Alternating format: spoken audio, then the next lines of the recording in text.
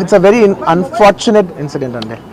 It's an accident. ఇది ఎవరి తప్పు కాదు, ఇది ప్యూర్లీ ఒక యాక్సిడెంట్. అందరూ పాజిటివ్ ఇంటెన్షన్తో పోలీస్ కూడా ప్రొటెక్షన్ ఇవ్వాలని, నేను కూడా మంచి సినిమా అందివ్వాలని, లేకపోతే చేసారు అందరూ థియేటర్స్ కూడా జనాల్ని సేఫ్గా చూసుకోవాలని అందరూ ఒక మంచి ఇంటెన్షన్తో చేసినా కూడా ఒక ప్యూర్లీ ఒక యాక్సిడెంట్, ఇది ఒక హ్యూమన్ యాక్సిడెంట్, ఇది ఎవరి కంట్రోల్లో లేదు. ఫస్ట్లీ అది అందరికి చెప్దాం అనుకున్నాను. And my first condolences to the family. నా ఫ్యామిలీకి నిజంగా జరిగింది చాలా చాలా చాలా అన్ఫార్చునేట్. ఎందుకంటే నేను చాలా బాధపడతాను అలాంటి విషయాలు. ఎందుకంటే నేను ఎస్పెషల్లీ యాజ్ అ ఫిల్మ్ పర్సన్గా నా లైఫ్ అంబిషనే థియేటర్కి వచ్చిన జనాల్ని ఎంటర్టైన్ చేద్దామని. అరే మీరు మిమ్మల్ని థియేటర్కి వస్తే మిమ్మల్ని అందరూ నవ్వుతూ పంపించాలనే నా ఇంటెన్షన్. అబ్బా, మీ మనసుల్ని గెలిచి పంపించాలని అనుకునే మనిషిని అలాంటి థియేటర్లో అలాంటి థియేటర్లో టెంపుల్ లాంటిది, అలాంటి థియేటర్లో ఒక యాక్సిడెంట్ అయిందంటే నాకంటే బాధపడేవాడు ఉంటాడా ఎవరైనా? నాకు నిజంగా బాధగా ఉంది. So condolences to the family. I really wish good. I'm having a few hourly updates about what's happening with the kid.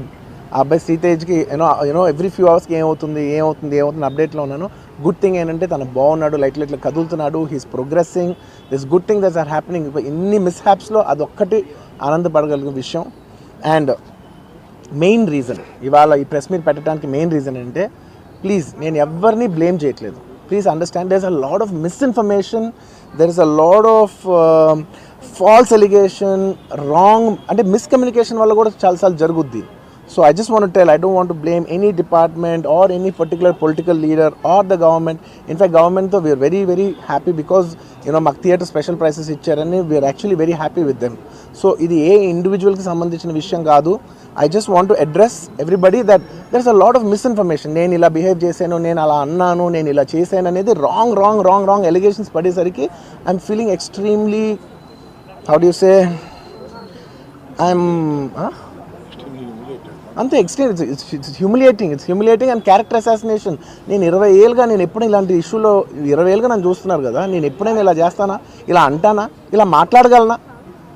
అలా అన్నప్పుడు చాలా బాధ వేస్తుంది. ఎందుకంటే ఓకే అది ఫ్లోలో చెప్పచ్చులే, అది ఇట్స్ ఓకే. ఎనీవేస్ మాత్రం చాలా there is a lot of wrong information going on, there is a lot of misinformation, lot of false allegation. Especially నా క్యారెక్టర్ అసాసినేషన్ చేసేసరికి సార్ నేను సినిమా చాలా పెద్ద సక్సెస్ అయ్యి ఉండి ఆ సక్సెస్ అంతా పక్కన పడేసి మొత్తం గత 15 రోజులుగా నేను ఇక్కడే కూర్చుని అన్ని ఫంక్షన్స్, అన్ని ప్రోగ్రామ్స్, అన్ని సెలబ్రేషన్స్ అన్ని మ్యాక్సిమం క్యాన్సిల్ చేసేసుకుని, పబ్లిక్ ఫంక్షన్స్ అన్ని పెడదాం ఉన్నాయి, అన్ని క్యాన్సిల్ చేసుకుని ఒక్కడనే ఇక్కడ కూర్చుని అరే ఇలాంటి టైం ఎలా ఉండేది, నేను ఎలా ఉండాల్సిన టైం ఇలా అయిపోయింది అంటే నేను ఒక్కడనే కూర్చుని 15 రోజులు ఇంట్లో ఎక్కడికి వెళ్ళబోతున్నా, నా ఆఫీస్కి వెళ్ళబోతున్నా. నేను సొంతగా సినిమా ఒక తీసిన సినిమా 3 ఏళ్ళు కష్టపడి తీసిన సినిమా థియేటర్లో ఎలా ఉందో కూడా నేను చూడలేదు ఇప్పటివరకు. నేను నా సినిమా థియేటర్లో ఎలా ఉందో చూడలేదు నేను. And that's my biggest education. మీరు రాబోయే సినిమాలు నేను ఎలా తీయాలి, ఇట్స్ మై లెర్నింగ్ కర్వ్. నాకు చాలా ఇంపార్టెంట్ నేను థియేటర్లో చూడటం. నేను నేర్చుకుంటా సినిమాని. నేను మీకు నెక్స్ట్ ఇవ్వాలంటే సినిమా నేనేం చెప్తున్నానంటే ఇలాంటి టైంలో కూడా నేను ఒక్కనే ఇంట్లో 15 రోజులు కూర్చుని అరే ఇట్స్ ఓకే అయ్యేది అయింది, ఇట్స్ ఓకే మన తప్పేం లేదు అంటే డైరెక్ట్ ఇన్వాల్వ్మెంట్ లేదు. ఇట్స్ నా ప్రెమిసెస్లో అయింది కాబట్టి I am extremely apologetic for what has happened. అలాంటిది ఇలా 15 రోజులు కూర్చున్న తర్వాత మీరు ఇలా అన్నారంట, మీరు అలా అన్నారంట, కాళ్ళు చేతులు ఇరిగిపోతే పర్లేదు అన్నారంట అంటే డెఫినెట్లీ చాలా బాధ వేస్తుంది. అందులో ఏంటి ఒక నేషనల్ మీడియా ముందు ఇలా మాట్లాడతాం అనేది నా క్యారెక్టర్ అసాసినేట్ చేసినట్టు కదా దేశం ముందు.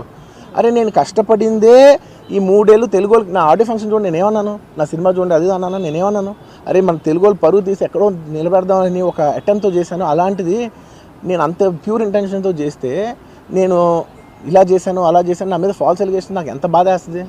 This is personally I mean to nobody. I respect everybody. నేను అసలు ఇదేం పర్సనల్ అటాక్ కాదు, ఏమీ కాదు. నేను జస్ట్ నా గురించి ఫామ్ అవుతున్న ఇన్ఫర్మేషన్ పీపుల్కి చెప్దామని, దట్ ఇలా జరుగుతుంది, ఇది నిజం కాదు, దయచేసి అర్థం చేసుకోండి చెప్పడానికి. అండ్ ఒక సిరీస్ ఆఫ్ ఈవెంట్స్లా చెప్తాను జరిగిన విషయం. జరిగిన విషయం చాలా అన్ఫార్చునేట్. నేను గత 3 ఏళ్ళుగా ఈ సినిమా థియేటర్లో చూస్తేనే నాకు తెలుస్తుంది. అంటే నేను ఇన్ని కోట్లు పెట్టి అమ్మాం కదా సినిమా, నాకు రెస్పాన్సిబిలిటీ ఉంటుంది. సినిమా ఎలా ఉంది అది థియేటర్లో చూస్తే నా 3 years ఎఫర్ట్, అది జస్ట్ ఒక షో కాదు, నాకు ఎమోషనల్గా అది 3 years ఎఫర్ట్. అసలు ఏమవుతుంది నా future, it's like make or break moment for me. So అలాంటి ఇంపార్టెంట్ పాయింట్లో నేను వెళ్తూ నేను అదే ఆలోచించాను తప్ప నేనేమి ఇర్రెస్పాన్సిబుల్గా గత 20-30 ఏళ్ళుగా నేను అదే థియేటర్కి వెళ్తున్నాను. ఓల్డ్ సినిమాలకి వెళ్ళాను నేను అదే థియేటర్కి. నా సినిమాలు కాకుండా బయట సినిమాలకి వెళ్ళా. ఎప్పుడు ఇలాంటి యాక్సిడెంట్ అవ్వలేదు. అండ్ నేనేదో ఇర్రెస్పాన్సిబుల్గా థియేటర్కి వెళ్ళిపోయాను, పర్మిషన్ లేకుండా వెళ్ళిపోయాను అనేది అబ్సల్యూట్లీ ఫాల్స్ ఇన్ఫర్మేషన్. అలాంటిది ఏమీ లేదు. థియేటర్ వాళ్ళు పర్మిషన్ సార్ట్అవుట్ చేసుకున్నారని చెప్పి మేము అక్కడికి వెళ్ళాం. అక్కడికి వెళ్తే పోలీసులే క్లియర్ చేస్తున్నారు అక్కడ. So it is understood that everything is sorted. నేను వాళ్ళ డైరెక్షన్లోనే వెళ్తున్నాను. అండ్ ఒకవేళ నిజంగా పర్మిషన్ లేకపోయి ఉంటే చాలాసార్లు వాళ్ళు వచ్చి చెప్తారు, సార్ మీ పర్మిషన్ లేదంటే మేము రెండట్టు వెళ్ళిపోతాం. వాళ్ళే క్లియర్ చేసి ముందుకు రమ్మంటూ ఉంటే పర్మిషన్ ఉందనుకునే కదా మేము ముందుకు వెళ్తూ ఉంటాం in that flow of things. So నేను ఆ మైండ్ స్పేస్లోనే ఉన్నాను. అండ్ మెయిన్ నేను చెప్పాల్సింది ఏంటంటే, అసలు ఇక్కడ this a false allegation that there is a road show, procession. అసలు ప్రొసెషన్ కాదు, రోడ్ షో కాదు, ఏమీ కాదు. జస్ట్ థియేటర్ ఇక్కడ ఉన్నాను, అక్కడ theatre just couple of metres away, couple of yards away from the theatre. అది అసలు రోడ్ షో కాదు, ఏమీ కాదు. కార్ అలా వెళ్తూ ఆగిపోయింది. ఒక పాయింట్ తర్వాత ఎంత జనం కూడిపోతారంటే అండి, మీరు కనపడితే కానీ జనం వెళ్ళరు. బౌన్సర్లు కానీ ఎవరన్నా పోలీస్ కానీ అందరూ అడుగుతారు, సార్ మీరు ఒక్కసారి వేవ్ చేసాను సార్ వాళ్ళు వెళ్ళిపోతారంటే మేము మామూలుగా ఎప్పుడు బయటకు వచ్చి అందరికి వేవ్ చేస్తాం. అది నేనే కాదు, ఎనీ లీడర్, ఎనీ సెలబ్రిటీ ఎవరైనా అడగండి, మనం వేవ్ చేస్తేనే వాళ్ళందరూ జరుగుతారు. ఓకే చూసాం, ఒక సాటిస్ఫాక్షన్ ఉంటుంది, అప్పుడు దే స్టార్ట్ మూవింగ్ అవే. ఆ దీని మీద చేశాను. And it's also respect. ఇంత వేల మంది చూస్తానికి వచ్చినప్పుడు నేను నా కార్ లోపల, టెంటెడ్ కార్ లోపల దాక్కుని కూర్చుని ఉన్నా. బట్ అంతమంది అంతమంది వచ్చినప్పుడు వాళ్ళకి ఏం కావాలి? హీరోది ఒక గ్లిమ్స్ కావాలి అంతే. అది కూడా ఇవ్వకపోతే నేను ఎంత యారగెంట్ కింద ఉంటుంది. ఇంతమంది ప్రేమ చూపిస్తే నేను కాలు కూర్చున్నారులే అనుకుంటాను నేను.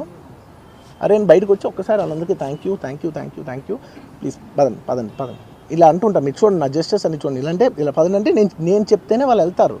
అది పోలీసులు కానీ బౌన్సర్లు కానీ అందరూ, మేనేజ్మెంట్ అందరూ అడుగుతారు, సార్ మీరు చెప్తేనే వింటారు, ఒక్కసారి మీరు చెప్పండి అంటే మేము వచ్చి బయటకు వచ్చి ఇలా వేవ్ చేసి ఇలా అంటే వాళ్ళందరూ జరుగుతూ ఉంటారు. That is how we went into the థియేటర్కి వెళ్ళిన తర్వాత what I wanted to say is that there's a misinterpretation అనుకోండి, మిస్ఇన్ఫర్మేషన్ అనుకోండి, ఫాల్స్ ఇన్ఫర్మేషన్ అనుకోండి, ఏమనుకోండి. It is no road show, it is no procession. Just థియేటర్కి వెళ్తుంటే జనాలు ఎక్కువ బయటకు వస్తే జస్ట్ అలా వేవ్ చేసి మళ్ళీ లోపలికి వెళ్ళిపోయి మళ్ళీ థియేటర్ లోపలికి వెళ్ళిపోయాం.